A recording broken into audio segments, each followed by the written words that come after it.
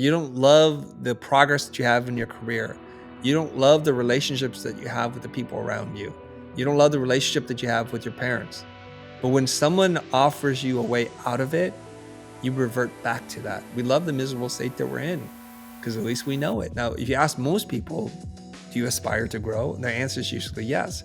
The harder question is, what have you done to let go of your old identity so that you can adopt a new one that's more aligned with who you want to become?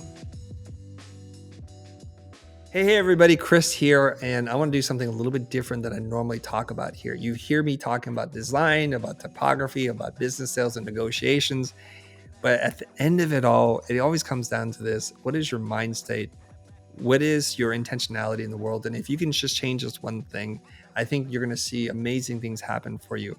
As we're kind of winding up the year and we have this opportunity to reflect on what's happened and prepare for the future, I think you're going to really enjoy this video. Let me know in the comments below. When the person you were talking to was in a different emotional state and you gave them feedback and they couldn't receive it, and then in a different state, you said the same thing and they were able to receive it, what's the reason for why that is, you think? What I want to start talking about is how your state of mind, your emotional well-being, whether you feel prosperous, generous, or that things can happen for you, not to you, how it impacts how you observe and see the world will then inform the kind of decisions that you make. Let me start by saying this, in that I believe this, that there's this very narrow sliver of what we would identify as objective truth. It's tiny, where it could be verified by a lot of different people and say, according to science or measurements, the data, this is the objective truth. An objective thing happens and we interpret through our very subjective lens, and we tell ourselves a story about what's going on. And that lens is largely influenced by our emotional state, how we feel inside. I'll give you an example. If you are parking somewhere when your meter runs out and the meter maid comes up to you and starts writing you a ticket, you might feel like, yo, man, I just need some slack here, brother. Why are you such a bad person? Like your job is to ruin people's lives in their day. This is kind of unjust and unfair. And that's how you might record it in your brain. When we know objectively, the meter doesn't lie. You're at fault here because you didn't put enough in the meter and you overstayed such that your time had expired. Objectively speaking, this person's job is to make money for the city so that they can have the funding to do what they need to do. This is how one way that the cities make money. So their job is to write a ticket for anyone who violates the rules. Objectively speaking, if you were the person waiting for this parking spot and this person's time is expired and they've not paid for it, you would feel like they're breaking the rules. The rules are there so that there's order versus chaos. There's harmony in the world. Those are the objective things. But subjectively, you've now painted the meter maid as a bad person, as a bad man or woman or whatever. And you're like, you know what? You're just an evil person and the city is just robbing us. So you create this kind of narrative in your mind. Now, this is a pretty clear example. So we can all say, yes, we see what's going on. So if you want to move towards a higher self, to be in greater harmony, frequency, and to look at the world more objectively so that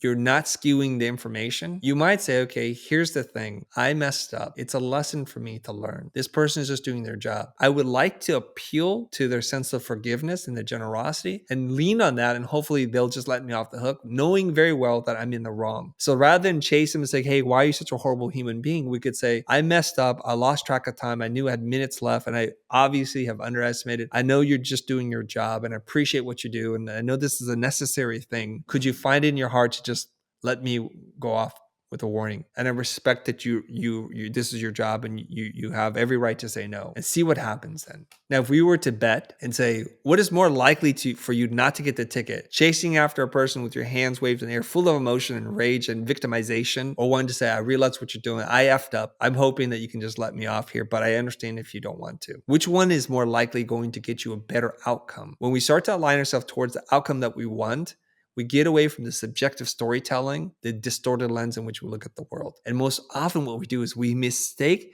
that subjective lens as the absolute objective truth. Krishnamurti wrote this: to observe without judgment is the highest form of intelligence. And that was an example of that. So to observe without judgment is the highest form of intelligence. I have another example to share with you. I was having a conversation with a friend, and this friend has big aspirations in life, a big goal to achieve, and the friend will know who I'm talking about, so I hope my friend is going to be okay with me sharing this story. My friend wants to be a public speaker, My friend is looking for opportunities to make an impact on the world and to be a role model to many other people. This makes sense. These are all the right reasons why you want to be a public speaker. And I said a comment to this friend that they took offense to, but I didn't realize until much later. Months after having this initial conversation, this person has buried these negative feelings, and this person has body dysmorphia. They are concerned about how they look and their appearance. And so when I said, would you like some accountability in this so that I can keep you on track? As a friend, do you want this from me? Now, I've learned in my life that if you give people unsolicited advice, if you offer to help them when they haven't asked for it, it actually can get the opposite effect, which is will strain their relationship. They'll walk away feeling disabled. Like, are you saying I don't know how to do this? I didn't ask for your help. Is this a real problem? So all kinds of negative stories start happening in the brain. So generally speaking, don't give advice or offer help to people without first checking in with them and getting permission from them that this is indeed what they want. So my friend says yes. So I say to them, you're working towards eating better and exercising so that you feel better and you have more energy, but also you'll command more presence on stage. And they're like, cool. Feel free to check in with me, but don't judge me, which is something that I was like, I'm judging you? How? Help me understand this. And I was looking at it from a place of curiosity, like, I'm sorry, I didn't know I was judging you. How did I judge you? And this is what I said. When you lose weight, you'll be able to wear different kinds of clothes. You'll have more options, and you'll radiate to people that you're a person of great self-control. You're really self-determined and you have a strong will, and that you'll be more confident. This person says this to me. I'm like, so where's the judging part of this? And their reaction to me surprised me a little bit, which was, I feel like I already know these things, and for you to say it makes me feel like I'm stupid or something like that I'm not capable of realizing the obvious. I said, okay, I recognize that this is sending negative emotions towards you. I will no longer say anything like this. That's what your preference is, right? So this also gets into another side topic here, if you'll indulge me, which is this. Oftentimes, we think the golden rule is the best way to treat people. And the golden rule is this: treat people how you want to be treated. But in fact, that turns out to be not very good at all. So what I always want to do is apply the platinum rule: treat people how they want to be treated. Hence, I ask people questions about what they prefer, what they don't prefer. Do they find this to be helpful? Do they want help? Do they want support?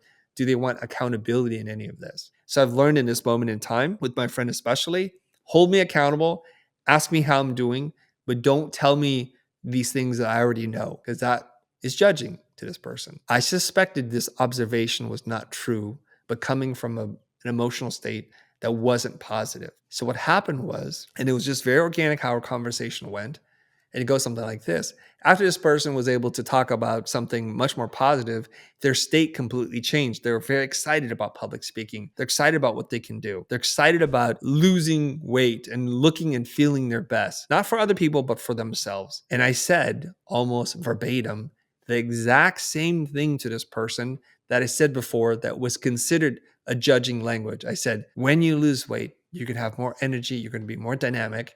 You're going to have more options to wear different kinds of clothes. And I just can't imagine cool, fun, iconic things you're going to do with how you show up in the world. And they're like, that's right.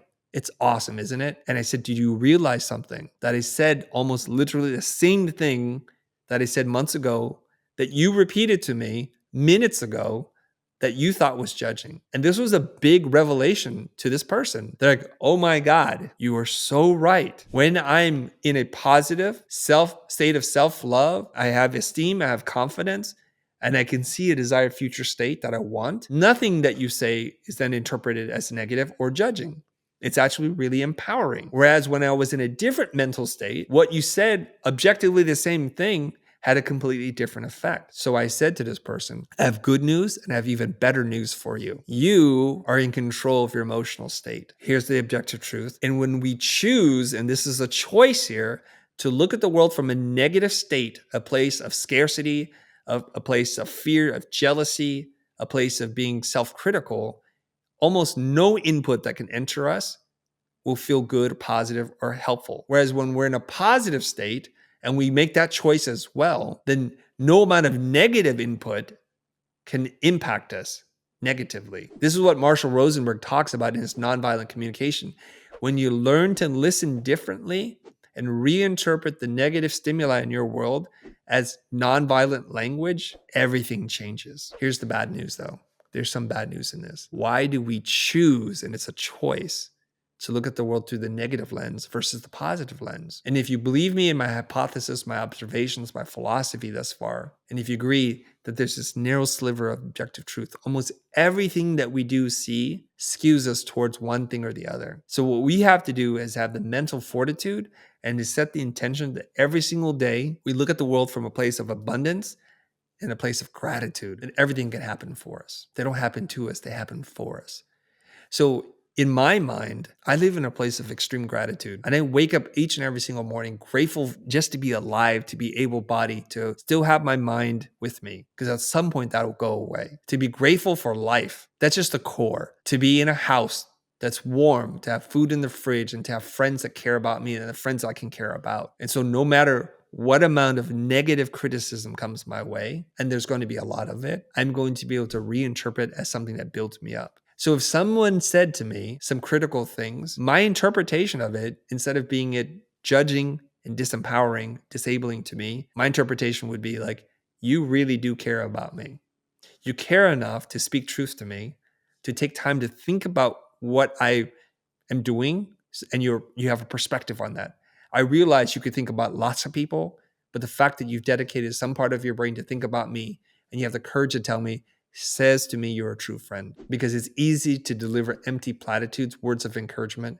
It's much harder to speak truth to someone when you know it'll hurt, but your intentionality is to help that person grow. And that's a key difference. If you can master the skill and come to the realization that you are actively, or even sometimes, I'm sorry to say, subconsciously choosing to interpret the world through a very negative lens, through an emotional state that doesn't support you or support your personal growth, that's a choice that you're making. So I'm going to encourage you to make a different choice. You know, I'm a stickler for the how, so I got to ask you the how on this. What are some deliberate practices that people can do to become this version? Someone who is grateful, someone who has this perspective of abundance. Because I feel like you've had time in it. For those listening, they're like, and maybe this is a big assumption. Maybe they even rolled their eyes a little bit when you said it. It's like, oh, here comes another gratitude platitude. Those are good questions. So if you're sitting here thinking to yourself, well, great, sir. What do you want me to do with my horrible life? Well, okay, you're stuck in that loop. And so what we have to do is we have to break the cycle. The neurosynaptic wavelengths or pathways in your mind develop these strong grooves. I talked to a professor of anatomy. Those freeways that are developed in your mind where you have an experience, you have an emotion, experience an emotion, they develop deep grooves and it's very hard to escape. And when she said that, I got a metaphor in my mind. Back in the day when we all had vinyl records, right? If you play a record, sometimes it develops such a groove in it that it kind of repeats itself. And if you let it repeat itself so many times, I think you'll literally go insane. It's something about the human mind. It's like things on repetition, like droplets of water from a leaky faucet. The rhythmic repetition of something will drive you insane. And I want you to think of your mind like that. So if you have an experience and you record us negatively, it takes a lot of effort for you to move the needle out of that groove and form a new neural pathway. And so the first thing that you want to do is to set the intention, like, you know what? I realized something. Prior to this moment in time, I've been a victim to my own life. I've been a character in my own story, and I've not been able to write or influence where I'm going. But today is going to be a new chapter, a new story, because the end of my book isn't written, and I decide today is the day. It starts with the decision. Believe it or not, that decision will be the most important and most difficult thing for you to do. To move from a state of victimization to a state of empowerment. I'm an empowered person. I choose what I eat. I choose what I say. I choose how I behave. I choose also how I feel. So now what can you do? We're going to fall down a certain trap here. What I didn't understand about meditation, and I'm going to tell you right now, my wife is trying to correct me. I must practice some form of passive meditation because I do no active meditation. And most people think of meditation as a form of emptying yourself to be free of thought. According to my understanding of meditation, it's not that at all. It's for you to feel all that you feel, to think all that you think, but to be witness to this. So imagine you outside of yourself, an outer body experience where you get to see someone who looks just like you, who speaks like you, who has your same thoughts, but you can see it happening to them, and you have a level of detachment, objectivity. So you can witness this. So when I'm around my son, when my boy comes over to give me a hug and he's happy to see me, I don't want to temper my emotional reaction to this. I want to hug him deeply. I want to feel his embrace.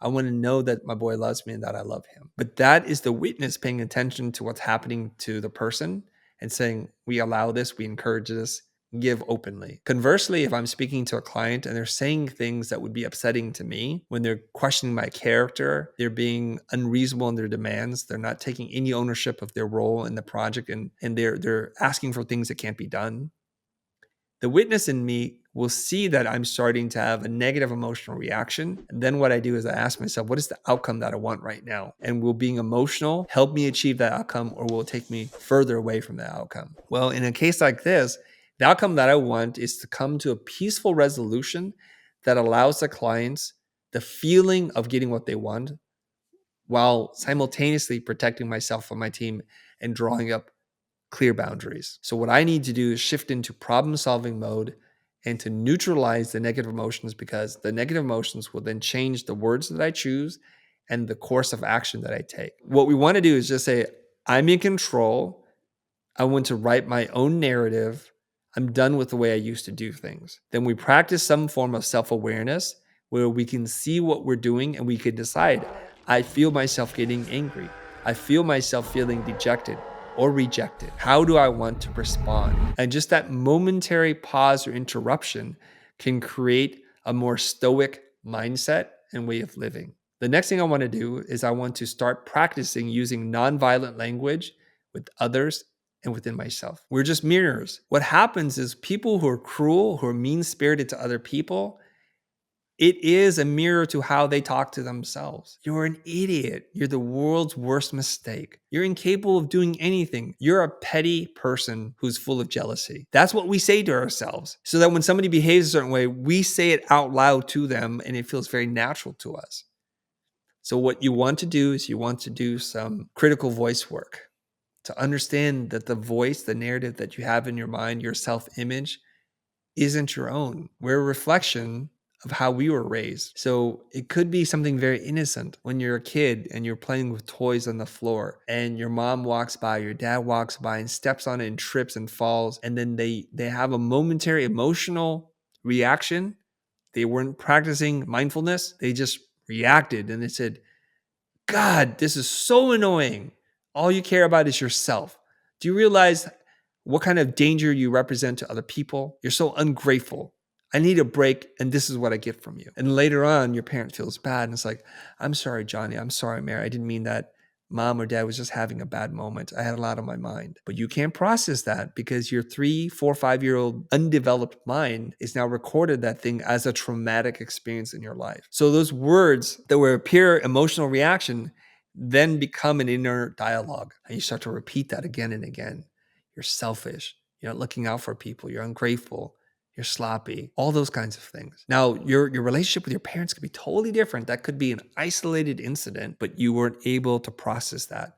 And if you get into critical inner voice, you'll learn that those moments can start to create unresolved trauma that you repeat for the rest of your life. So if you can start practicing nonviolent language to be fair to yourself, to be clear and true, then you'll be clear and true to other people. So I came up with an acronym to remember this. Do you want it? Sure. DAPPER. Number 1, you got to make the decision. So decide. Number 2, awareness. So heighten your own awareness. Become really self-involved in watching yourself like a theater play. And then when something happens, you want to pause, take a breath, assess the situation, and then pivot. So pivot from what you would normally do to this new thing that you're going to do, and then execute on it, which is the E. And from there, the R is that will rewire how you behave. And now you're dapper, just like these two gentlemen right here talking about this. I'm just saying. Well, you're looking very dapper, Mo, with the hat and that So are jacket. you, Chris. It's a good look on you, man. I have to say. Thank you. I appreciate that. Excellent framework, dapper. When was it for you that you started actively making this particular decision to behave in this way? Was there a catalysmic point for you in your life? I'm going to say this, and I know the reaction from our audience. I'm going to say it anyways, because it's going to sound like mythology building. And I'm always wary of people who tell tales of like heightened awareness at too young of an age. But I tell you, because I'm this weird, shy, introverted person, I spend a lot of time thinking about what I think about. And so when I experience negative emotions, Mo, when I feel like inside my guts are twisted inside out and my nerves are tingling, I ask myself, like, what's going on here? Is this good for you? So the story that I tell people is I think I'm almost like 9 years old, maybe 10 years old. During Lunar New Year, which we celebrate, children are given red envelopes with money, $1, $2, $5, $10. For us, as a person who's unemployed, it is our way of having some financial freedom to buy the things that we want. So that's a very important holiday for people who celebrate Lunar New Year. And that's all the money you're going to get aside from your birthday and Christmas, but this is more than you're going to get anywhere else. And so I remember one time I'm running around the house, I'm like, the envelope with $5 adjusted for inflation, just keep that in mind, was like, it was gone. The problem with these red envelopes is they're kind of generic. Well, different people buy different red envelopes and they give them to you. So who gives them to you, they might be different, but the one that your brother gets is the same one that you get, right? So what parents or uncles and aunties typically do is they stuff them with the same amount of money. Like I said, $1, $2, $5, $10, 20, depending on how rich your uncles and aunts are, it's never going to go beyond 20 bucks, right? And they have special envelopes that they keep in a different pocket for their favorites. And they have a whole system of like manipulation, sleight of hand. But whatever, so they hand them out. I'm like, thank you so much, Uncle, Auntie. And you don't want to be crass. You don't open it in front of them. Like it's all about the money. So you secretly run in the other room, you pull it out, I'm like, oh my gosh, okay, this is what I was worth to you. This is excellent. So I lose my $5 out of probably $100, let's just say, my total collection there. And I'm like so upset at myself. I'm like, where's this money? So I go around, Mom, have you seen my envelope? Of course, my mom doesn't even know. There's 1,000 envelopes floating around the house. How is she supposed to know? And I go to my brothers, hey, have you guys seen my red envelope? They're like, no. And then I'm like, I march up to my mom, like just righteously indignant, so upset. I'm like, Mom, I know somebody took my envelope because it's not here. And my mom, being the beautiful, effervescent soul that she is, says to me, honey, do you think someone in this family would steal money from you? Because I would like to know who that person is. And my mom stopped me cold tracks right there. Just dead stop. I'm like, she's right. I would never steal from my brother. My brothers would never steal from me. My parents definitely would not steal from me. They're the ones giving us the money. I've lost it. And then I went through the negative self-talk. You're a dummy. You freaking idiot. This is like, now we can't get this. And I'm just feeling really horrible about myself. And I want to cry as a 10-year-old boy. I'm like, I'm so devastated by this. I caught myself, Mo. I went dapper. I wanted to decide, is beating myself up over this lost $5 going to change the outcome? Will it magically make a new red envelope appear? And the answer was no. So I had to figure out a negative emotion like this, no matter how negative I feel it, no matter how intense I feel it, will never change the outcome. All it's doing is it's eating me up inside. So I asked myself, what is the learning opportunity here? The learning opportunity is, man, keep your stuff in one spot so that you never lose anything. You asked yourself at 9, what is the learning Yes. opportunity here? Yes, I did, sir. And I decided that the emotion of regret, remorse, and anger was serving me it wasn't serving me well. So I decided to excise that and say, look, we're going to develop new systems. I'm going to keep my place in a single spot. I'm going to develop this new habit such that if I lose something, it's going to be very rare that it happens.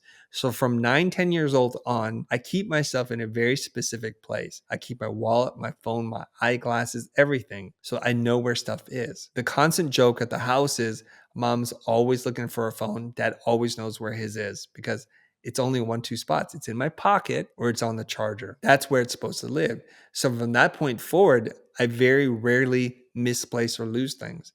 When it's misplaced, it's because someone in the house has used it and not returned it.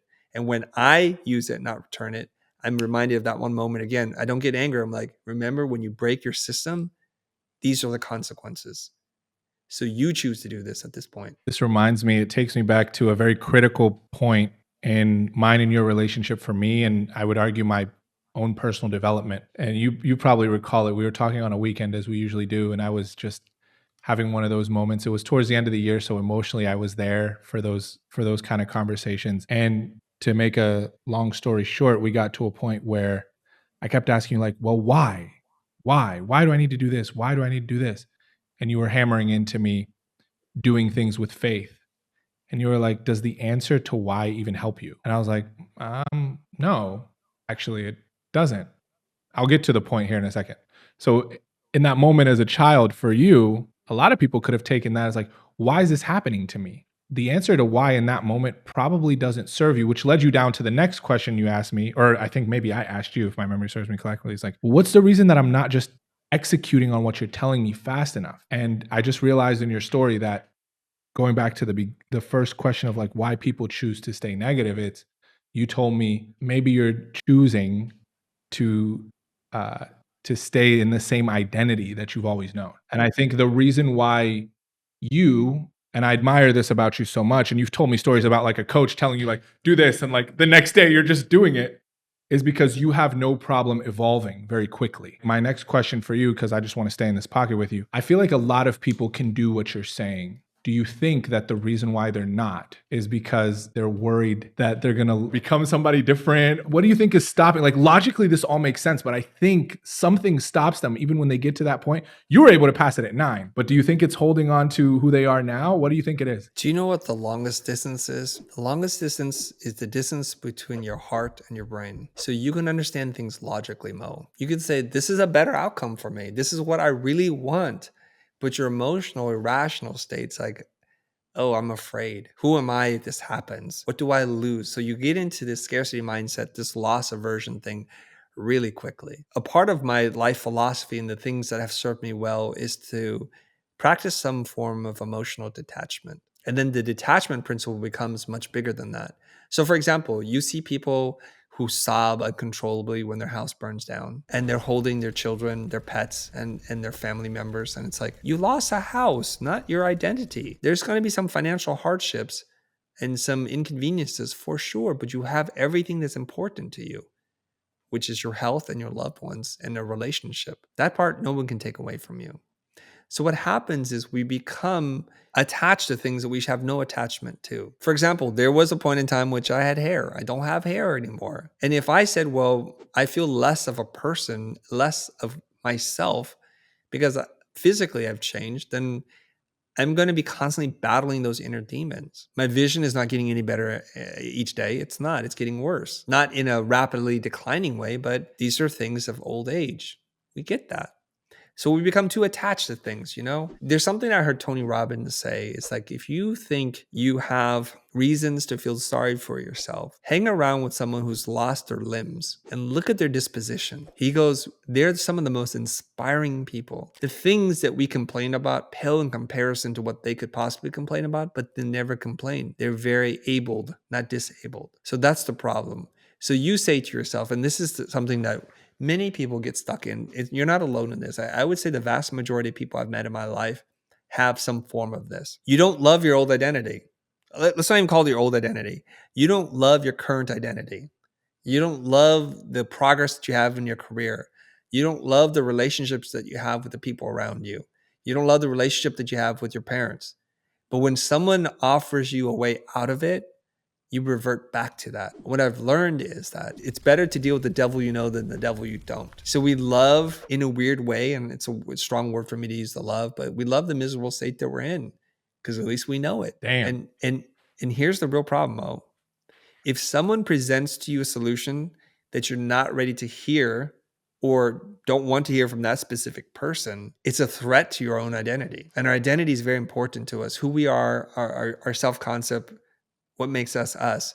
So there was a point in time when you're like, man, I have to dress this way because that's my identity. And the question is it? Because there was a time in which you didn't dress this way, and there will be a time when you don't dress this way anymore because we all evolve. And the only real question here is, how long do you want to let it take for you to evolve? Do you want to take a day, a year, 10 years? You're just robbing yourself of your new potential the longer you take. It seems like the punchline to be able to get to that state of minimizing the time it takes for you to evolve is this emotional detachment that you speak of. Comment down below if you want an exclusive video about this practice of emotional detachment, how to adopt it, how to execute on it.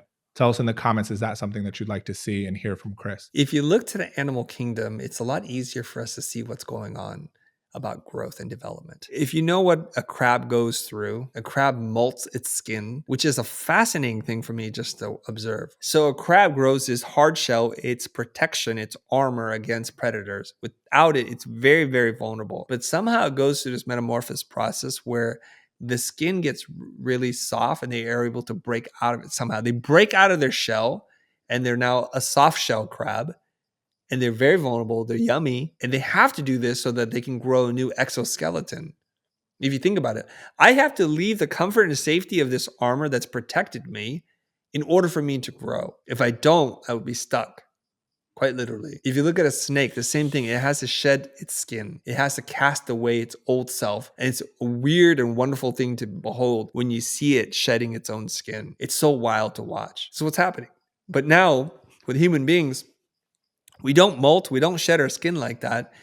So the physical transformation is not so obvious to us. But if you understand that concept, you have to let go of the things that you found comfort and safety and the things that protected you if you want to grow. Now, if you ask most people, do you aspire to grow? And their answer is usually yes.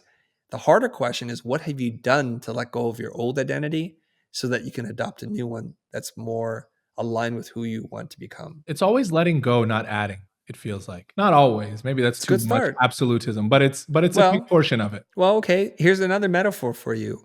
If who you are is the contents to a cup and you're filled to the brim, adding to it is impossible. You have to empty some of it so that you can add something new. You have to let go of an old idea, an old identity, so that you can fill it with a new identity, with a new idea, a new business plan. What's one thing after watching this video, if you've made it to the end, thank you so much, that you think someone should do, aside from watch this again and replay it and really memorize it, that would help them on this journey, on this quest? Okay, I'm going to say this in a different way because I know this is an atypical video for me to be talking about. And our audiences are either watching this, throwing up their mouth, or like, wow, this is a fascinating, interesting direction for them. Okay, I would say this: the hardest thing is the very first step is to set your intention that this is what you want to do because you like this infinite potential version of you and not this finite version of you that exists today. Realize this, that we broadcast this video out to thousands of people, sometimes hundreds of thousands of people. It hits each person a little bit differently. So we have people when we go on the road and on tour, people coming up to me. And I got to tell you, it warms my heart when people do this. And they do this quite often now. They said, I used to earn minimum wage. I used to do $12 an hour. And last year I did 150 grand. And this year we're projected to do 250 grand. You've changed my life. I watched this video. And I just want to thank you from the bottom of my heart. And I feel all of that. This is where the witness says, Chris, open yourself up to feel this. I don't pass it off. I don't dismiss it like, oh, I'm just an idiot. I say thank you. It makes me proud to hear you say this. You are fuel for me to do this for another 5 years every time I hear one of these stories. So congratulations, keep going and give me my 10%. Run to 10. I always put in the 10%. Why am I bringing this up? Think about all the people who watch that same video who have a different outcome than the ones who tell me it's worked. Mm. And I always say this little snarky thing because they're like, Chris, it's unbelievable. But when you apply your advice, it works. I'm like, that's funny how when you apply something you've learned, it can work. It's funny how that works. So then I have to say, like, the other people are watching it, just like this example of objective truth and subjective interpretation. Many people watch this like, oh, easy for him to say, oh, he has the perfect life. He was born into wealth. They'll say, oh, because he lives in LA, because opportunities are falling all over him and this is what's happening. Or because his face looks a certain way, or he's a minority, he's getting all these opportunities. They make up 1,000 reasons why it's not applicable to them. Because if they were actually to do what it is that I say, they would have to admit a really harsh truth. And this is something that no one wants to say to themselves. I'm stuck because of me. I'm stuck because of the decisions I made in my life. I continue to stay stuck because I continue to tell myself this narrative. So to accept that this actually works would destroy your own identity. So like, my God, I'm at fault. I'm at effect of what's going on. And I want to live at cause. I want to be in control of my own life. And this day forward, I'm going to do this.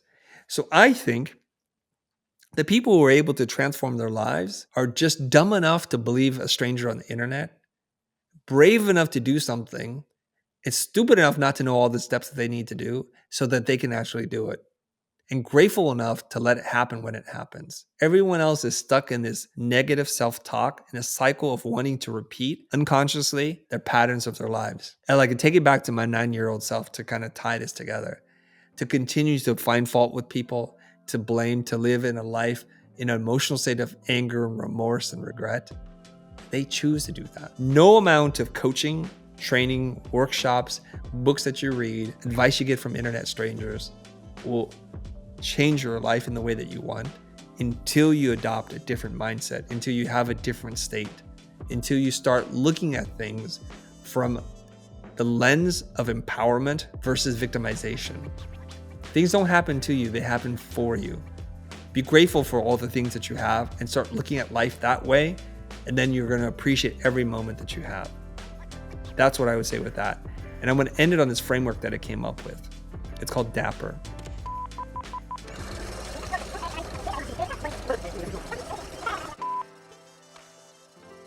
So I came up with an acronym to remember this. Do you want it? Sure. DAPPER. Yes, did you? It means different things than what you came up with. And I'll say this, I admire your wit and your intelligence to be able to pull that out of your... Let me say it again. I admire your wit, your intelligence to be able to pull this out of thin air, but the letters and the meaning don't quite work for me. So I'll say it in a different way now. Classic Chris. If you didn't do this, it wouldn't be the same. It wouldn't have the same. We're gonna refine it. It's gonna be like an uncut diamond, and then it's gonna be polished and like set in a thing, right? I love it. So how can you go through this and remember this? So let's boil it down to this framework that Mo kickstarted for me. It's called DAPPER. First of all, don't react. Do not react. Number 2, become aware of your emotional state, the feeling. That's the A. And then before you do anything else, pause, take a breath. And the next P is to ponder what options there are available to you. The E is choose the emotional state that works best for you, that serves you in a path towards empowerment and growth. And then decide how you want to respond. That, my friends, is DAPPER. In the comments down below, if you've enjoyed this episode, vote for which DAPPER is your favorite DAPPER. And we're not talking about the fits, because I think it's this one over here, the more dapper fit over here. Thank you for being here. I'll end it with this. It's a summarization of, that's not a word, but we're going to lean into it. If you are ready to receive, the coach will appear. And on that note, we out.